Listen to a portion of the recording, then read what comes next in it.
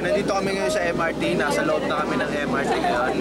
Actually, ibang-iba siya sa LRT kasi ito aircon, tsaka makasosyo yung mga tao. Ito naman mo, sila yung mga shots. Ay, doon sa likod, may shot. May sosyo yung chick doon. May magandang chick doon sa likod, mga officers from Makati. Tsaka ito mabilis. Isipin nyo, from Makati to Quezon City, mga 10 to 15 minutes lang yung ride niya. Di ba mabilis? So umuunlad na talaga ang Pilipinas, kaya papunta kami ngayon sa Era Preside. Hope for the future. Okay. Dito kami ngayon sa EDSA. Sa EDSA Shrine. Ngayon may mga rally, mga Era Preside. Pinaglalaban namin ang karapatan natin bilang mga Pilipino. Ha? Ayaw na namin si Era. Gusto namin lumaya. Mabuhay. Ng malaya. Na walang kurakot. Ha? Ito kami.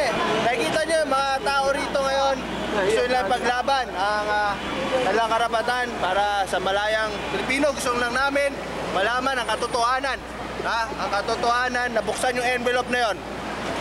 Kasi napapansin namin, merong mga gawain para takpan kung ano ang katotohanan. Eri dito. Ito yung mga tao. Kuha mo. Ayan. Ito yung mga tao. Lahat sila, sabi, Erap resign. Parang New Year sa deport, to. Parang New Year sa deport. Lahat sila, yan.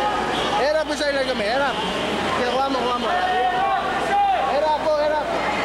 Mamaya makikita namin si Nora Honor, si Davina Morales. Nanonood kami ng concert. Mamaya magkakaroon concert dito. Okay? Yan. Mga aktivista. Okay, ang ganda experience ito. Okay din sa Pilipinas. Sa inyo napapansin nyo,